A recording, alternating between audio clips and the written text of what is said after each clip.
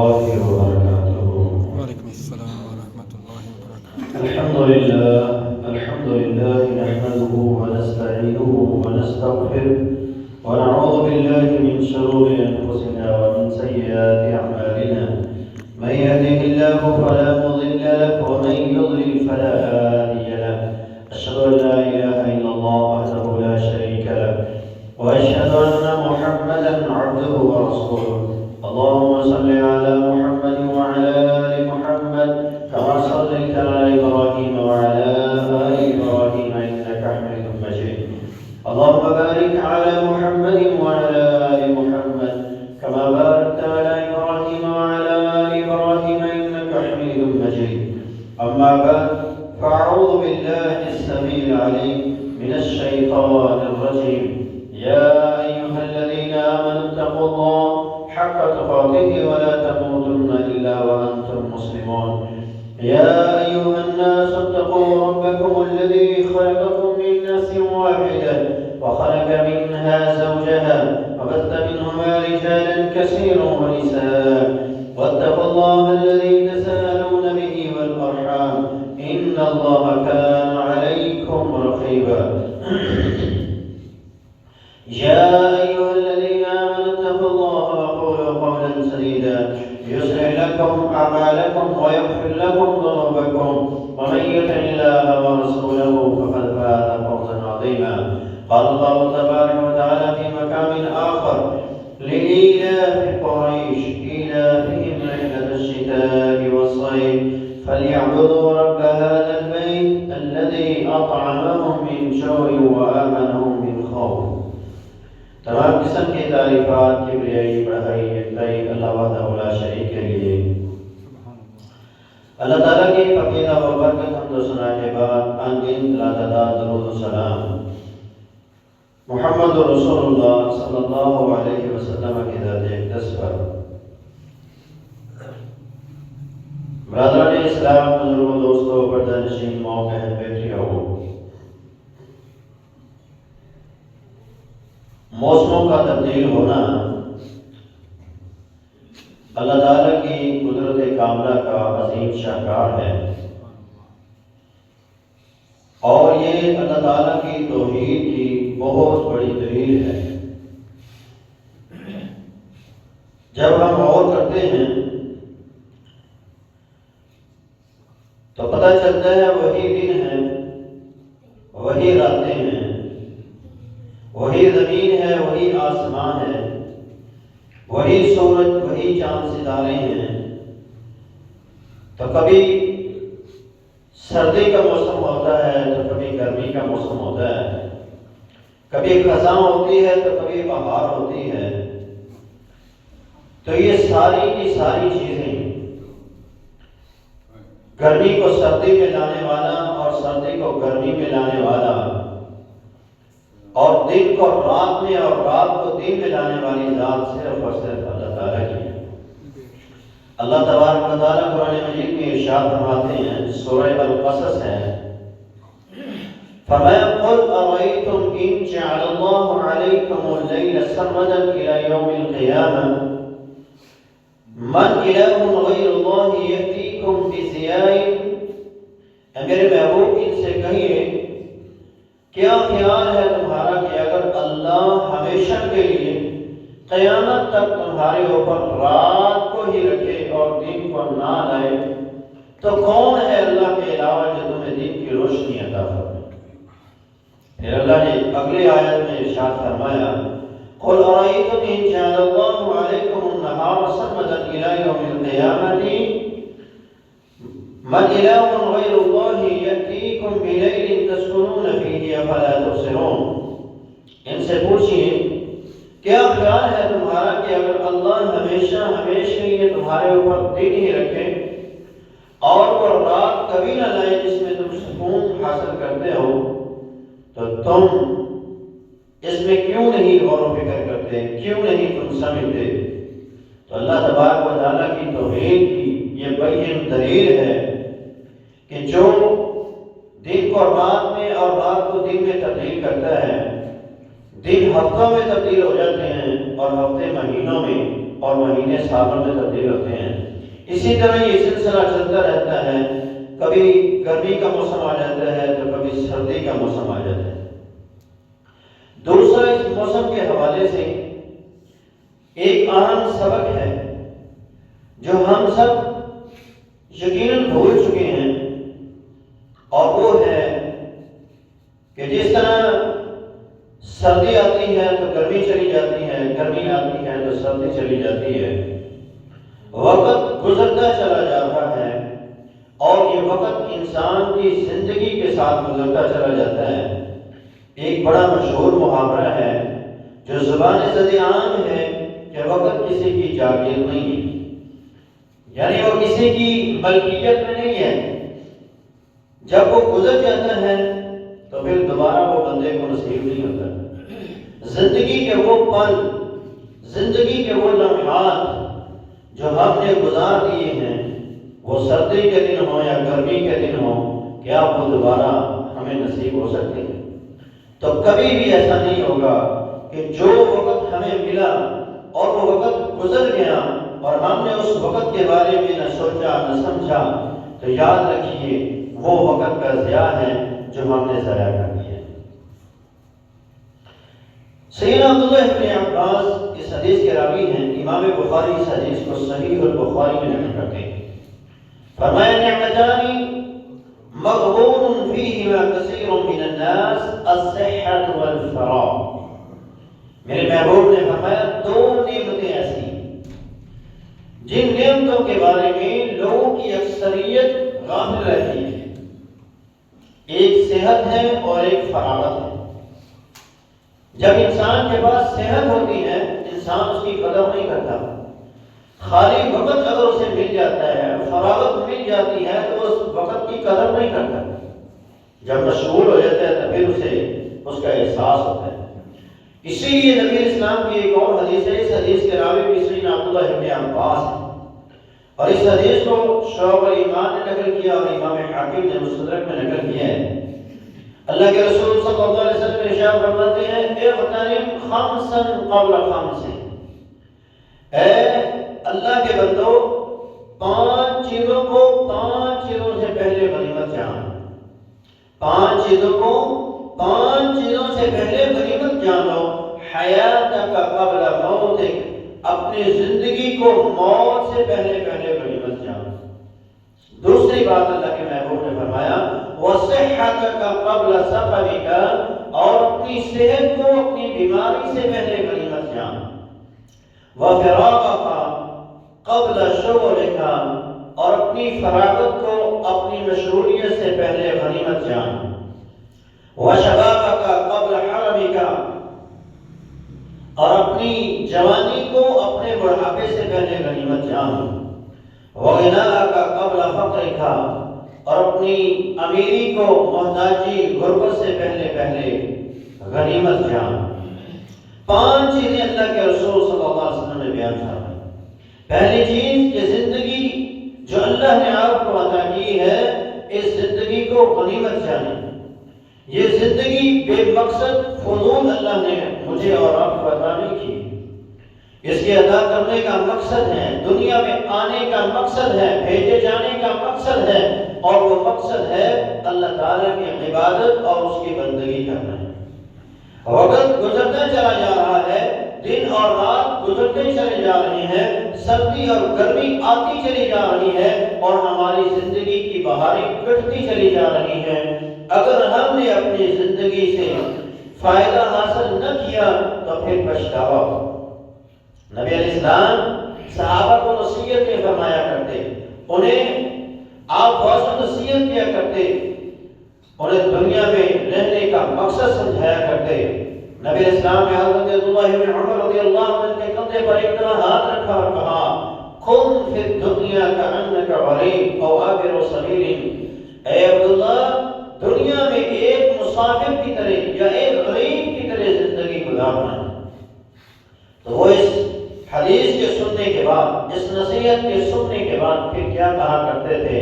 اپنے شاگردوں سے، اپنے بچوں سے یہ بات کہا کرتے اذا امسیت فلا تنتظر الصباح، جب شام کر لو تو پھر صبح کا انتظار مت کرو۔ کیونکہ دنیا میں جو سب سے بے وفا چیز ہے وہ انسان کی زندگی ہے۔ کبھی بھی کسی بھی وقت کہیں پہ بھی موت آ سکتی ہے اور زندگی جو ہے بے وفائی کر جائے گی۔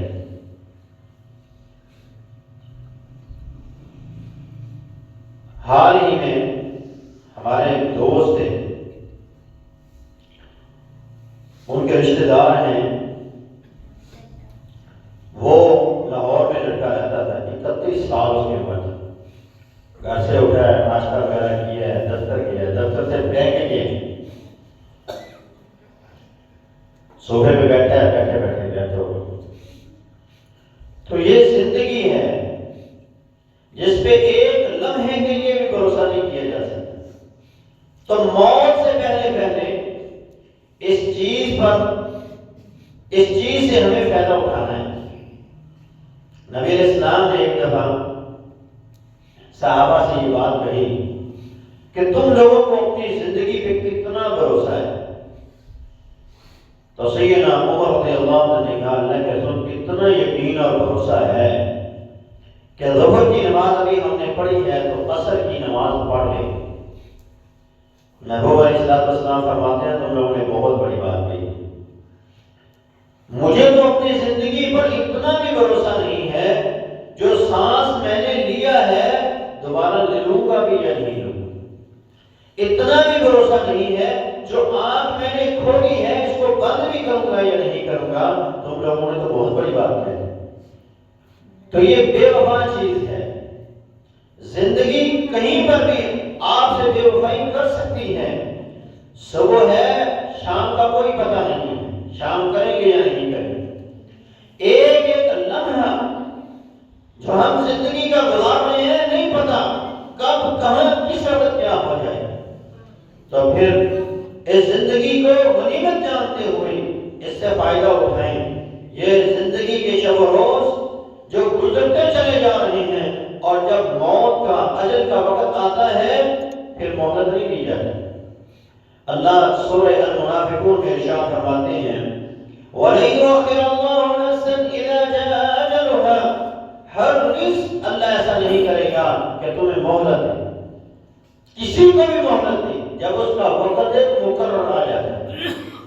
تو یاد رکھیں جو زندگی کا وقت اللہ نے دیا ہے، موت سے پہلے اس کو غنیمت جان کے جس مقصد کے لیے، جس چیز کے لیے اللہ نے ہمیں دنیا میں بھیجا ہے اس چیز کو حاصل کر لیں، اس کو پورا کر لیں، نہیں تو پچھتاوے کے علاوہ کچھ نہیں ہوگا۔ جب موت کا وقت آ جاتا ہے تو انسان کہتا ہے لولا اخرتنی الی اجل قریب فاصدق واکن من الصالحین۔ اس وقت انسان کہے گا کہ مجھے تھوڑا سا وقت مل جائے، تھوڑی سی مہلت مل جائے، تھوڑا سا ٹائم مل جائے، میں صدقہ کر لوں، میں نیکی کے کام کر لوں اور اللہ کے نیک بندوں میں شامل ہو جاؤں۔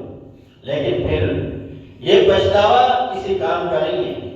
یہ پچھتاوا ابھی سے ہو کہ زندگی جو میں نے گزارنی ہے وہ ضائع کر بیٹھا ہوں، اب مجھے اپنی اگلی زندگی، اخروی زندگی کے لیے کچھ نہ کچھ کرنا ہے، اور جو باقی ماندہ زندگی ہے اس میں نے اللہ تعالیٰ کی رضا اور اس کی خوشنودی کو حاصل کرنا ہے۔ نہیں تو پھر انسان کی آنکھیں اس وقت کھلتی ہیں۔ اللہ سورہ تکاثر میں ارشاد فرماتا ہے الہاکم التکاثر حتی زرتم المقابر۔ جب انسان قبروں میں پہنچتا ہے اس وقت اسے پتا چلتا ہے کہ میں نے اپنی زندگی ضائع کر دی۔ جب اولاد چھوڑ کے جا رہی ہوتی ہے، مال چھوڑ کے جا رہا ہوتا ہے، خالی ہاتھ قبر میں بیٹھا ہوتا ہے اور عزیز و اقربا کے جاتے ہوئے قدموں کی چاپ کو وہ سنتا ہے تو اس وقت سمجھ آتی ہے کہ میں نے کیا کیا ہے۔ تو اس وقت کا جو پچھتاوا ہے وہ کسی کام کا نہیں ہے۔ ابھی وقت ہے، زندگی کی سانسیں چل رہی ہیں، تو اللہ تعالیٰ سے سلو کرے اور اپنی باقی ماندہ زندگی جو ہے وہ اللہ تعالیٰ کی رضا اور اس کی خوشنودی کو حاصل کرنے کے اندر رہے۔ دوسرا کام، صحت کو اپنی بیماری سے پہلے غنیمت جانیں۔ جیسا کہ ابھی آپ نے حدیث سماعت فرمائی کہ دو نعمتیں ایسی ہیں جن میں لوگوں کی اکثریت غافل رہتی ہے، اس سے فائدہ نہیں اٹھاتی۔ جب صحت ہوتی ہے انسان بغاوت کرتا ہے، جب تندرست نہ ہوتا ہے تو پھر وہ اس چیز کی قدر نہیں کرتا، باغی بن کے پھرتا رہتا ہے۔ اس نعمت کی قدر اگر جاننی ہو، ان لوگوں کو دیکھیں جو ہسپتالوں میں شفا کے لیے ترس رہے ہیں، صحت و عافیت رب سے مانگ رہے ہیں، ایڑیاں رگڑ رہے ہیں، سسک رہے ہیں، رب کے سامنے رو رہے ہیں کہ اللہ ہمیں شفا دے۔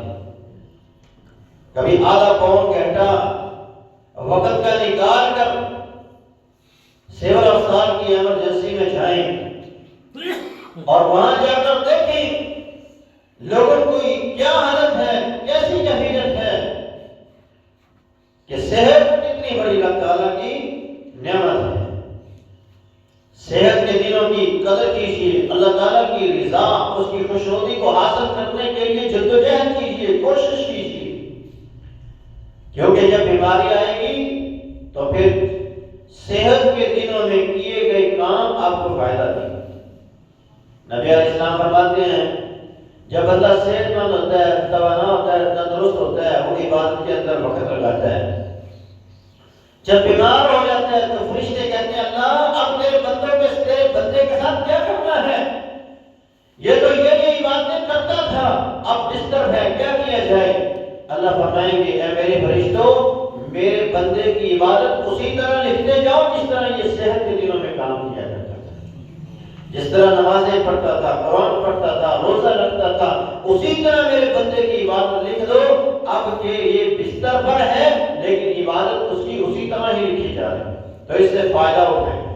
جو زندگی اللہ نے آپ کو دی ہے، جو صحت اللہ نے آپ کو دی ہے، اس سے فائدہ اٹھائیں قبل اس کے کہ بیماری آن پہنچے اور پھر آپ کچھ نہ کر سکیں۔ فراغت کو غنیمت چاہیے، جس طرح آپ نے ابھی حدیث سماعت فرمائی، صحت اور فراغت دونوں کی لوگ قدر نہیں کرتے۔ خالی وقت اگر مل جاتا ہے، ٹائم مل جائے اگر، تو موبائل کی جان چھوڑ دیا کرے۔ ہمیں تو 2-4 منٹ ملے تو ہم موبائل نکال کے ہم ویڈیوز دیکھنا شروع ہو جاتے ہیں، سوشل میڈیا کو یوز کرنا شروع ہو جاتے ہیں۔ اگر خالی وقت مل جائے تو رب کے سامنے بیٹھ جایا کریں، 2 ندامت کے آنسو اپنی آنکھوں سے بہا دیں۔ اللہ خالق و مالک کے پیارے حبیب نے کیا ارشاد فرمایا، سبعۃ یظلھم اللہ فی ظلہ یوم لا ظل الا ظلہ، 7 خوش نصیب ایسے ہوں گے جنہیں اللہ قیامت کے دن عرش بری کا سایہ نصیب فرمائے گا۔ ان میں سے ایک وہ بھی ہے، فرمایا وَرَجُلٌ ذَكَرَ اللَّهَ خَالِيًا فَفَاضَتْ عَيْنَاهُ، خالی وقت مل گیا، فراغت مل گئی، بیٹھ گیا رب کے سامنے اور آنسو بہانے شروع ہو گیا۔ اللہ خالق و مالک اس کی اس عمل کی اتنی قدر کرتے ہیں کہ قیامت کے دن اللہ خالق و مالک اسے اپنے عرش بری کا سایہ نصیب فرمائے۔ اللہ ہمیں ان لوگوں میں شامل فرمائے۔ تو وقت جو فراغت کا ملے اس کو غنیمت جانے، پھر جب وقت گزر جاتا ہے، فراغت نہیں ہوتی، بندہ مشغول ہو جاتا ہے کاموں کے اندر، پھر کہتا ہے کاش میرے پاس وقت ہوتا تو وہ کرتا، یہ کرتا، پھر باتیں ہی رہ جاتی ہیں، کام نہیں ہوتی۔ اسی طرح نبی علیہ السلام نے فرمایا شبابک قبل حرمک، اپنی جوانی کو اپنے بڑھاپے سے پہلے غنیمت جانا۔ جوانی ہوتی ہے، تندرست توانا انسان ہوتا ہے، طاقت سے بھرا ہوا جسم ہوتا ہے، 2-4 گھنٹے کھڑا بھی ہو سکتا ہے، روزہ بھی رکھ سکتا ہے، سارا دن بھوک اور پیاس بھی برداشت کر سکتا ہے، لیکن جب انسان بوڑھا ہو جاتا ہے، بیماریاں جسم میں پیدا ہونا شروع ہو جاتی ہیں اور انسان موت کی طرف رواں دواں ہو جاتا ہے، اس بڑھاپے سے پہلے چاہیے کہ ہم اپنی جوانی سے فائدہ اٹھائیں۔ نبی اسلام نے فرمایا 7 بندے جنہیں اللہ عرش بری کا سایہ نصیب فرمائے گا، ان میں سے ایک وہ نوجوان ہے وَشَابٌ نَشَأَ فِي عِبَادَةِ رَبِّهِ، وہ نوجوان جو جوانی میں اللہ کی عبادت کرتا ہے، اللہ قیامت کے دن اسے عرش بری کا سایہ نصیب فرمائے گا۔ اللہ ہمیں اپنی جوانیوں میں اللہ کی عبادت کرنے کی توفیق عطا فرمائے۔ جب بڑھاپا آتا ہے تو پھر ہر بندے کو پتا ہوتا ہے کہ اس کے بعد مرنا ہے اور قبر میں جانا ہے۔ اصل عبادت جوانی کی عبادت ہے. بڑھاپے میں تو ہر بندے نے کرنی ہی کرنی ہے، لیکن یہ بھی خوش نصیبی ہے کہ انسان کو اللہ اگر بڑھاپے میں بھی آنے کی توفیق بخش دیتا ہے. نہیں تو کئی ایسے بوڑھے بھی ہیں جو بازاروں کی زینت بڑے ہوئے ہیں، بے حیائی پھیلانے کے اندر اپنا کردار ادا کر رہے ہیں، اللہ کی بغاوت اور نافرمانی کے اندر تلے ہوئے ہیں. تو لوگ بوڑھا جو اللہ کی عبادت کے اندر زندگی گزارتا ہے، اپنی باقی ماندہ زندگی جو ہے، بڑھاپے کی زندگی جو ہے وہ اللہ کی عبادت کے اندر گزار دیتا ہے، تو یہ بھی بہت بڑی نعمت ہے. تو بالخصوص فارسی کا ایک مقولہ ہے کہ کر جوانی عبادت کردن شیوائے پیغمبری، کہ جوانی کے اندر عبادت کرنا یہ پیغمبروں کا شیوا ہے. تو نوجوانوں کو چاہیے کہ اپنی جوانی اللہ کے دین کے لیے وقف کریں، اپنی جوانی کے اندر اللہ کے رضا اور اس کی خوشنودی کو حاصل کریں. تو پھر انشاءاللہ تعالیٰ بڑھاپے کے اندر بھی وہ جوانی کے اندر کی گئی یہ باتیں فائدہ مند ثابت ہو. مالداری، اگر اللہ نے آپ کو مالدار بنایا ہے تو اپنی فقیری، محتاجی، غربت کے آنے سے پہلے اس کو غنیمت جانا. جس طرح ہمارے یہاں لوگوں میں یہ بات ہوتی ہے کہ مشکل وقت کے لیے کچھ نہ کچھ بچا کے رکھنا چاہیے. تو جب آپ اللہ کے لیے اپنا مال خرچ کریں گے تو آپ پر مشکل وقت آئے گے نہیں انشاءاللہ. یہ سوچ ہی غلط ہے کہ آج جمع کروں گا تو مشکل وقت کے لیے بچاؤں گا. جو بندہ اللہ کے رضا اس کی خوشنودی کو حاصل کرنے کے اندر اپنا مال خرچ کرتا ہے، اللہ آنے والی مسائل پریشانیوں سے بھی محفوظ کر دیتے ہیں، اور جن کے اندر وہ گھرا ہوتا ہے اس سے بھی اللہ اسے محفوظ کر دیتے ہیں. الصدقہ ترد البلا، آنے والی بلاؤں کو، آنے والی مشکلات کو، آنے والی پریشانیوں کو اللہ اس کے صدقے سے دور کر دیتے ہیں. تو جو بندہ اپنے امیری کے دنوں میں جب وہ مالدار تھا تو اللہ کی رضا کے لیے خرچ کرتا رہا، اللہ کی عبادت کے اندر زندگی گزارتا رہا، اللہ کی رضا اور اس کی خوشنودی کو حاصل کرنے کے اندر وہ کامیاب ہو گیا، تو فقیری، محتاجی اگر غربت آ بھی گئی تو وہ اس غربت، فقیری، محتاجی میں بھی اللہ کا شکر گزار بندہ ہی رہے گا، کبھی اللہ کا باغی اور نافرمان نہیں ہوگا. تو یہ 5 چیزیں ہیں جن کا وقت کے ساتھ بڑا گہرا تعلق ہے، کہ جیسے موسم آتا ہے تبدیل ہو جاتا ہے. گرمی تھی اب سردی ہے، سردی ختم ہوگی تو پھر گرمی آئے گی. یہ دن جس طرح گزرتے چلے جا رہے ہیں، اسی طرح یہ ہماری زندگی کی زندگی کا جو وقت مقرر اللہ نے کیا ہوا ہے وہ بھی گزرتا چلا جا رہا ہے. جس طرح سردی کا اختتام ہو جاتا ہے، گرمی کا اختتام ہو جاتا ہے، اسی طرح ہماری زندگی کا بھی ایک دن اختتام ہوگا. یہ حدیث بڑی اہم ہے.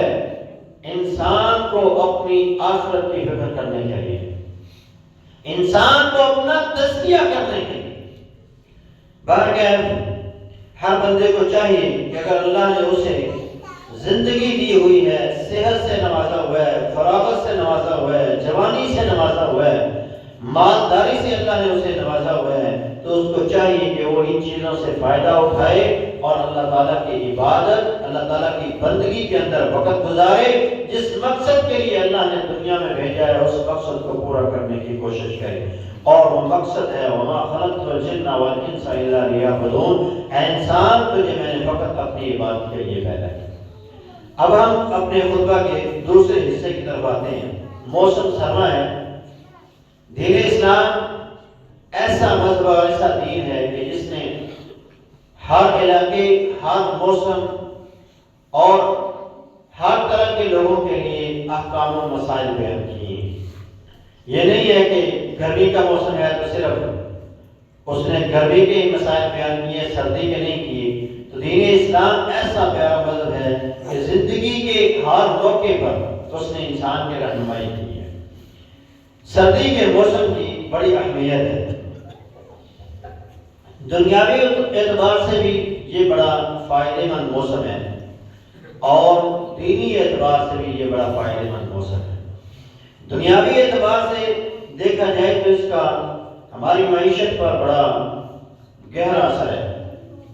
آپ دیکھیں اب سردی ہے تو گلیشیئر کے اوپر برف باری ہو رہی ہے اور برف جم رہی ہے۔ جیسے ہی یہ موسم ختم ہوگا پھر گرمی کا موسم شروع ہوگا تو وہ گلیشیئر پگھلنا شروع ہوگا اور وہ پانی جو ہے ندی نالوں اور دریاؤں میں آئے گا، جس سے ہماری زراعت بہتر ہوگی اور اس کے ساتھ ساتھ وہ پانی ہمارے بجلی کے جو ڈیم ہیں ان کے اندر جائے گا اور بجلی بنے گی۔ جو پانی بجلی ہے آج ہم 32-33 روپے یونٹ بجلی استعمال کر رہے ہیں، کس وجہ سے کہ ہمارے ملک کے اندر ڈیم کم ہے۔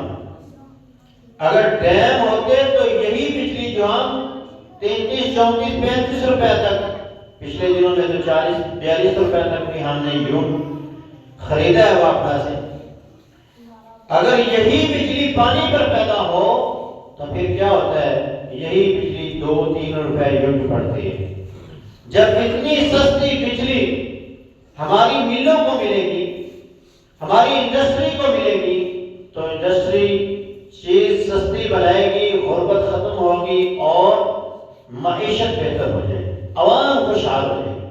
تو یہاں ہمارے حکمرانوں کے لیے بھی لمحہ فکری ہے کہ وہ اس چیز سے فائدہ اٹھائیں اور ڈیم بنانے کی کوشش کریں۔ دوسرا، دینی اعتبار سے سردی ہمارے لیے کیسی فائدہ مند چیز ہے۔ نبی علیہ السلام کی حدیث ہے، امام احمد بن حنبل سے مسند احمد کے اندر نقل کرتے ہیں، ابو سعید اس حدیث کے راوی ہیں۔ اللہ کے رسول صلی اللہ علیہ وسلم فرماتے ہیں الشتاء ربیع المؤمن، سردی جو ہے یہ مومن کی بہار ہے۔ قصر نہارہ فصام، دن چھوٹے ہوتے ہیں روزہ رکھا جاتا ہے۔ وقال لیلہ فقام، اور اس کی رات لمبی ہوتی ہے اور قیام کیا جاتا ہے۔ آپ دیکھیں چھوٹا سا دن ہے، روزہ رکھنا کوئی مشکل کام بھی نہیں۔ ہم 11-12 بجے تک بستر سے نہیں نکلتے، جو فارغ لوگ ہیں، جو مصروف ہیں، جو دیہڑی دار لوگ ہیں، جو کام پہ جانے والے ہیں، وہ تو 8-9 بجے تک اپنے اپنے کاموں پر پہنچ جاتے ہیں۔ لیکن جو فارغ لوگ ہیں وہ 12-1 بجے تک بستر سے نہیں نکلتے، تو پیچھے کیا رہ گیا؟ 5 گھنٹے، اور وہ بھی نکلے تو ان کا بھی پتہ نہیں چلتا، 5 بجے مغرب ہو جاتے ہیں۔ تو چھوٹا سا دن ہے، چھوٹا سا دن ہے، اور اس میں روزہ رکھنا انتہائی آسان کام ہے۔ اور رات اتنی لمبی ہے کہ سو کر 2-3 دفعہ ہم اٹھ جاتے ہیں۔ تو اتنی لمبی رات اگر اللہ نے سونے کے لیے دی ہے تو نیند پوری کرنے کے بعد آپ اللہ کے سامنے کھڑے ہو جائیں، آدھے گھنٹے کے لیے، گھنٹے کے لیے، پونے گھنٹے کے لیے کھڑے ہو جائیں اللہ کے سامنے، مانگیں اللہ سے، روئیں اللہ کے سامنے، گڑگڑائیں اللہ کے سامنے، غافلوں میں شمار نہ ہو، ساری رات سو کے غافلوں میں شامل نہ ہو۔ جو لوگ عبادت کے لیے رات کو وقت نکالتے ہیں وہ اللہ کے فرما بردار بندوں میں شامل ہوں گے، اور غافلوں میں ان کا شمار نہیں ہوگا۔ تو اس رات سے فائدہ اٹھائیں۔ سو کے دنیا میں بھی سو کی زندگی گزار دی تو قبر میں کیا کرنا ہے؟ جا کر اب جاگ لیں اور قبر میں میٹھی نیند سو جائیں جا کر۔ اگر یہاں غفلت کے اندر پڑے رہے تو وہاں فرشتے سونے نہیں دیں گے، وہاں وہ گردوں والے، تھوڑوں والے مسلط کیے جائیں گے۔ تو اس لیے بہتر یہی ہے کہ ان راتوں سے فائدہ اٹھائیں۔ سیدنا عبداللہ ابن مسعود رضی اللہ تعالیٰ عنہ جب سردی کا موسم شروع ہوتا تو کہتے ہیں مرحبا بالشتاء، اے سردی تیرا آنا مبارک ہو، تجھے خوش آمدید کہتے ہیں۔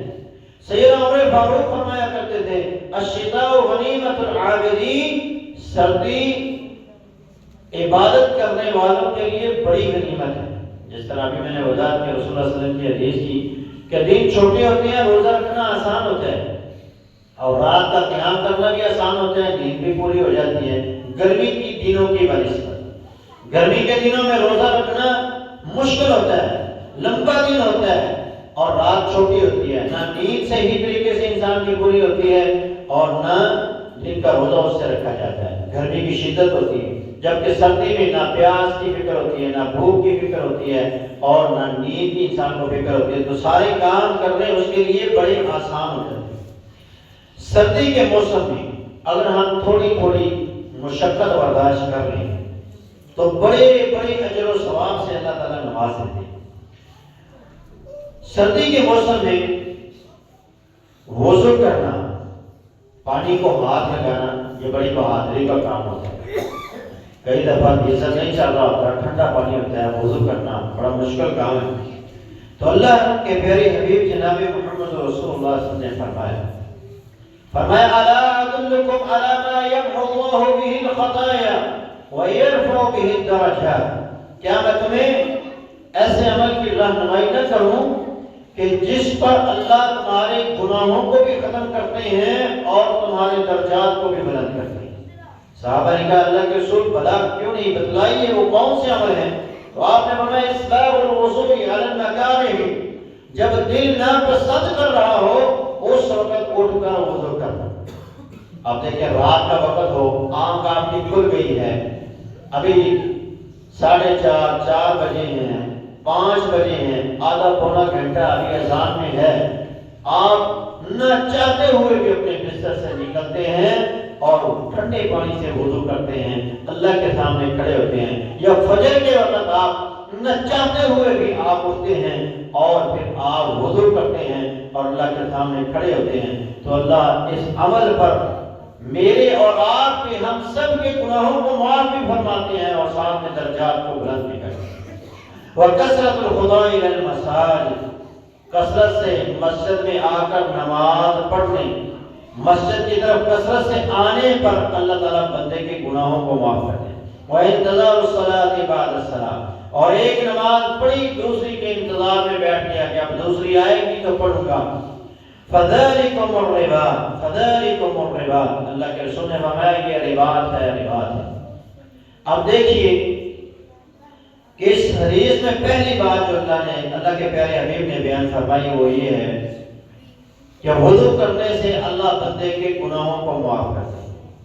آپ جب ایک حدیث میں اللہ کے نبی نے فرمایا صلی اللہ علیہ وسلم کہ جب آپ اپنے ہاتھوں کو دھوتے ہیں تو آپ کے ہاتھوں کے گناہ معاف ہو جاتے ہیں، جب آپ کلی کرتے ہیں تو منہ کے گناہ معاف ہو جاتے ہیں، جب آپ ناک میں پانی چڑھاتے ہیں تو ناک کے گناہ معاف ہو جاتے ہیں، جب آپ چہرہ دھوتے ہیں تو آنکھوں کی پلکوں کے نیچے سے بھی اللہ گناہ معاف کر دیتے ہیں، بازو دھوتے ہیں تو بازو کے گناہ معاف، سر کا مسح کرتے ہیں، پاؤں کو دھوتے ہیں، اللہ ہر چیز کے گناہوں کو معاف کرتے ہیں۔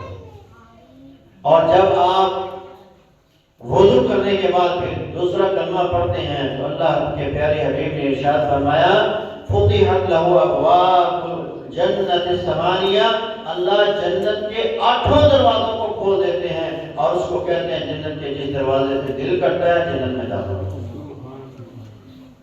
اب دیکھیں یہ تو عام حالت ہیں، تو سردی کے اندر تو اس سے زیادہ اس کی فضیلت ہے کہ جو بندہ ٹھنڈے پانی سے وضو کر لیتا ہے، اس کا یہ مطلب قطع نہیں ہے کہ سردی میں اگر آپ کے پاس گیزر لگا تو آپ گیزر کو چھوڑ کے آپ ٹھنڈے پانی سے وضو کریں، نہیں، اللہ نے اگر سہولت دی ہے تو اس سے فائدہ اٹھائیں، اس سے فائدہ اٹھائیں اور وضو کریں۔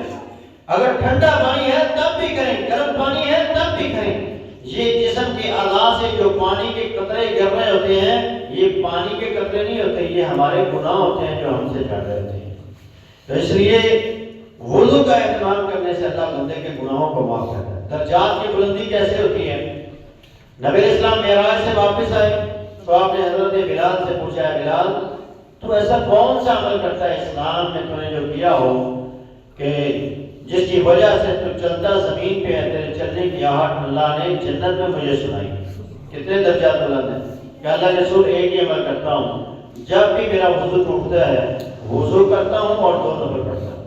اب میں اسی وجہ سے اللہ تمہیں اس فضیلت سے نوازا ہے کہ تو چلتا زمین پہ ہے، تیرے چلنے کی آہٹ مجھے جنت میں سنائی۔ تو تیسری بات اللہ کے رسول نے فرمایا یہ رباط ہے، سردی میں وضو کرنا، مسجد میں آنا اور ایک نماز کے بعد دوسری نماز کا انتظار کرنا، یہ رباط ہے۔ رباط کسے کہتے ہیں کہ سرحد کے اوپر پہرا دینے کو رباط کہتے ہیں۔ رسول اللہ صلی اللہ علیہ وسلم نے ارشاد فرمایا ایک لمحے کا رباط، ایک لمحے لمحے کا رباط، ایک لمحے کا مسلمان ریاست کی حدود کا پہرا دینا اتنا فضیلت والا عمل ہے، فرمایا خیر من الدنیا وما فیہا، دنیا اور اس دنیا کے اندر جو کچھ ہے اس سے بہتر ہے۔ اور ایک حدیث میں فرمایا کہ ایک بندہ ایک لمحے کے لیے مسلمان ریاستوں کی حدود کی پہرےداری کرتا ہے اور دوسرا بندہ حرم کعبہ میں کھڑے ہو کے اور حجر اسود کے پاس کھڑے ہو کر وہ لیلۃ القدر کو پاتا ہے تو اللہ اس مجاہد کو اس سے زیادہ ثواب عطا فرماتا ہے۔ تو یہ رباط ہے، یعنی وضو کرنا اور مسجدوں کی طرف آنا اور ایک نماز کے بعد دوسری نماز کا انتظار کرنا، یہ رباط ہے۔ رباط سرحدوں پہ اپنے دشمنوں سے حفاظت ہوتی ہے اور یہاں انسان ان اعمال سے اپنے ایمان کی حفاظت کرتا ہے، شیطان سے اپنے ایمان کو بچاتا ہے۔ جب نہ چاہتے ہوئے بھی اٹھتا ہے، وضو کرتا ہے اور نہ چاہتے ہوئے دھند بھی ہے، سردی بھی ہے، پھر بھی گھر سے نکلتا ہے، نماز پڑھنے کے لیے مسجد میں آتا ہے اور ایک نماز پڑھ کے ابھی وہ جاتا ہی ہے، دو پڑھ کے گیا ہے، دکان پہ بیٹھا ہے، 1.5 گھنٹے کے بعد اثر ہو جاتی ہے، پھر مسجد میں آ جاتا ہے۔ تو یہ ایک نماز کے بعد دوسرا انتظار کرنا، یہ کیا ہے؟ یہ رباط ہے اور یہ انسان اس سے اپنے ایمان کی حفاظت کرتا ہے۔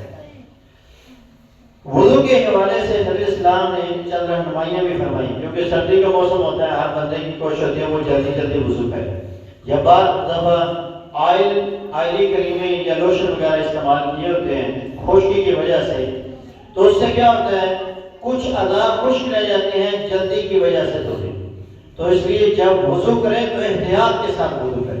نبی اسلام نے دیکھا صحابہ کو کہ ان کی ایڑیاں پیچھے سے خشک تھی، یہ جو زیادہ صحت مند بندے ہوتے ہیں، تھوڑے سے موٹے بندے ہوتے ہیں، ان کی اکثر پاؤں کی ایڑیاں پیچھے سے خشک ہوتی ہیں، یا سردی کی وجہ سے بعض دفعہ لوگوں نے جرسیاں وغیرہ پہنی ہوتی ہیں تو وہ جرسی اتارتے نہیں بلکہ ایسے ہی اوپر کر کے مر لیتے ہیں جلدی سے، تو وہ پیچھے سے کونیاں جو ہیں وہ خشک رہ جاتی ہیں۔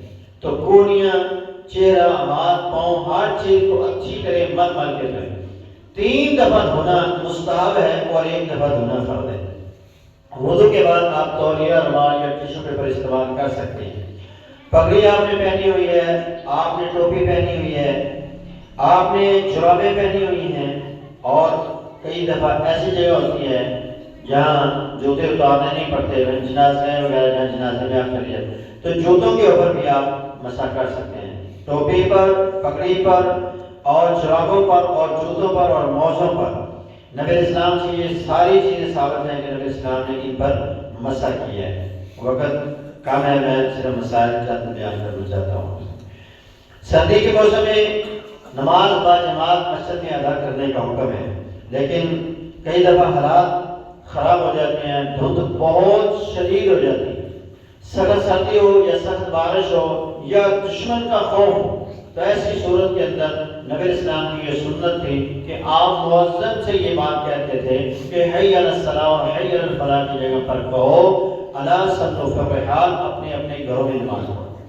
تو اگر بہت زیادہ دھند ہے، کوئی چیز نظر نہیں آ رہی اور چوریاں بہت زیادہ ہوتی ہیں، تو ایسی صورت کے اندر مؤذن کو چاہیے کہ وہ اذان کے اندر یہ بات دہرائے کہ لوگوں اپنے اپنے گھروں میں نماز پڑھو، کیونکہ جب وہ کہے گا حی علی الصلاۃ پھر فرض ہو جائے گا، جب وہ کہے گا حی علی الفلاح پھر مسجد میں آنا لازم ہو جائے گا۔ تو اس لیے لوگوں کے لیے مشقت پیدا نہیں کرنی، دین اسلام آسانیوں کا نام۔ اسی طرح 2 نمازوں کو جمع بھی کیا جا سکتا ہے، سخت سردی ہے، مغرب عشاء آپ جمع کر سکتے ہیں، ظہر اثر آپ جمع کر سکتے ہیں، تو یہ 2 نمازیں جمع بھی کی جا سکتی ہیں، اور سخت سردی کے اندر گھروں کے اندر بھی مؤذن اگر کہتا ہے تو پھر نماز پڑھی جا سکتی ہے۔ سخت سردی میں کسی بندے کو اگر احتلام ہو جاتا ہے اور پانی بہت زیادہ ٹھنڈا ہے یا بوڑھا ہے، بیمار ہے، اور پانی سے وضو کرنے پر وہ بیمار ہونے کا اسے خدشہ ہے، تو ایسی صورت کے اندر وہ تیمم کر لے گا تو وضو اور غسل کی جگہ اسے کفایت کر جائے گا۔ اس پہ بھی حدیث ابو داؤد کے اندر موجود ہے۔ نماز جب ہم پڑھتے ہیں تو سردی کے موسم میں کئی لوگوں نے چادریں لی ہوتی ہیں تو انہوں نے اپنے ناک کو بھی کور کیا ہوتا ہے، تو ناک کو کور نہیں کرنا چاہیے، منہ ننگا ہونا چاہیے، منہ ڈھانپ کر نماز پڑھنے سے نبی اسلام نے منع کیا۔ اسی طرح صدر کرنے سے نماز میں نبی اسلام نے منع کیا۔ صدر کیا ہوتا ہے کہ کندھوں کے اوپر چادر اس طرح رکھی جائے کہ وہ نیچے لٹک رہی ہو، جس طرح اکثر لوگ صرف کندھوں کے اوپر رکھتے ہیں، اس کے اس طرح بکر وغیرہ نہیں مارنا۔ اگر بکر وغیرہ مار لیں تو پھر جائز ہے، اور اگر صرف کندھوں کے اوپر اس طرح رکھیں تو یہ ناجائز ہے، یہ درست نہیں۔ اس طرح کئی لوگوں کو دیکھا جاتا ہے کہ ان کی پینٹ یا شلوار یا ٹروزر جو ہے وہ ٹخنوں سے نیچے رہتا ہے، سردی کے موسم میں بالخصوص، گرمی میں بھی لوگ رکھتے ہیں، تو اس سے نبی اسلام نے منع فرمایا۔ آپ نے فرمایا جو کپڑا، جو چیز ٹخنوں سے نیچے جائے گی وہ جہنم کے اندر جائے گا، یعنی ان ٹخنوں کو جہنم میں عذاب دیا جائے گا جن ٹخنوں کے اوپر کپڑا لگے گا۔ تو ٹخنے ہمیشہ لگے رکھنے ہیں، صرف نماز کے لیے ضروری نہیں ہے، نماز کے اندر بھی ہونے چاہیے اور عام حالت کے اندر بھی ہونے چاہیے۔ ہیٹر کا استعمال کیا جاتا ہے، تو ہیٹر استعمال آپ کر سکتے ہیں، مسجد میں بھی کر سکتے ہیں، گھروں میں بھی کر سکتے ہیں، آگ سے فائدہ اٹھایا جا سکتا ہے۔ آگ جب آپ سوتے ہیں تو ہیٹر وغیرہ کو بند کرتے ہیں، کئی جگہوں پہ دیکھا جاتا ہے کہ وہ ہیٹر چلا کر لوگ سو جاتے ہیں اور پھر سوئے کے سوئے ہی رہ جاتے ہیں۔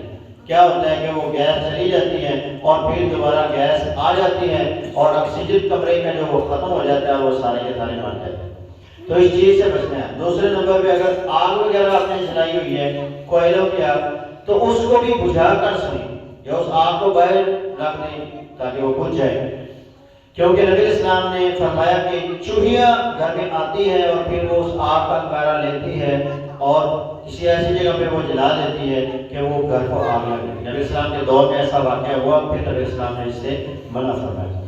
لباس، موٹا لباس پہنیں، اور پھر ان لوگوں کا بھی خیال رکھیں جن کے پاس لباس نہیں ہے۔ غربا مساکین، اپنے محلے میں، اپنے رشتہ داروں میں دیکھیں جن کے پاس لباس نہیں ہے، جو بے لباس ہیں، جن کے پاس پہننے کے لیے جوتے نہیں ہیں، انہیں جوتے لے کر دیں، انہیں جرسیاں لے کے دیں، انہیں کپڑے لے کر دیں، کیونکہ قیامت کے دن اللہ بندے سے کہے گا کہ میں دنیا میں ننگا تھا، مجھے لباس کی ضرورت ہے، تو نے مجھے لباس نہیں دیا۔ تو وہ اسی صورت کے اندر ہے کہ بندوں کو لباس لے کر دیں، تو یہ ایسے ہی ہے جیسے ہم اللہ تعالیٰ کو لباس دیں۔ خوراک اچھے استعمال کریں، گرم چیزیں استعمال کریں، ساتھ میں پانی کا بھی استعمال کریں، اور سردی کی راتوں میں اٹھیں، اللہ تعالیٰ کے سامنے بھی بلائیں، روئیں اللہ تعالیٰ سے اپنے گناہوں کی معافی مانگیں، اور کسی دوسرے کی تکلیف کا باعث نہ بنیں۔ جس طرح مسجد میں یا گھروں میں اکثر لوگ شرارتیں کرتے ہیں، کئی لوگ مسجد میں آتے ہیں، ان کا یہ نہیں ہوتا کہ وہ تکلیف دیں کسی کو، وہ دروازہ کھولتے ہیں، اندر حال گرم ہوتا ہے، وہ دروازہ جلدی میں کھولتے ہیں، آ کر سامنے کھڑے ہوتے ہیں، دروازہ کھلا کا کھلا رہے گا، سارا کمرہ جو ہے وہ ٹھنڈا ہو جاتا ہے۔ تو اس سے بھی احتیاط کرنی ہے۔ وہ ساری نماز میں دوسرے لوگ جو وہ سوچتے رہتے ہیں پتہ نہیں کس نے ایسا کر دیا، اس کے بارے میں برے برے خیالات، تو اس چیز سے بچنا ہے۔ کسی کے اوپر پانی پھینکنے سے بچنا ہے، چھینٹے مارنے سے بچنا ہے۔ لوگ سوئے ہوتے ہیں، وہ بستر پکڑ کے اس طرح جھاڑ دیتے ہیں، ٹھنڈا کر دیتے ہیں۔ ان چیزوں سے احتیاط کرنی ہے، کسی کو تکلیف نہیں دینی۔ گرم پانی مسجدوں میں ہوتا ہے، لوگ آ کر بیٹھ جاتے ہیں، ٹوٹی کھول کر سارا پانی ایک بندے کے لگا کر اٹھ جاتا ہے۔ تو اس چیز سے پرہیز کریں، احتیاط کریں کہ دوسروں کو بھی اس سے فائدہ اٹھانے دیں۔ اللہ تعالیٰ ہمیں سردی کے موسم سے جو فائدہ اٹھانا ہے اس سے اٹھانے کی توفیق عطا فرمائے۔ اقول قولی ھذا استغفر اللہ لي ولکم۔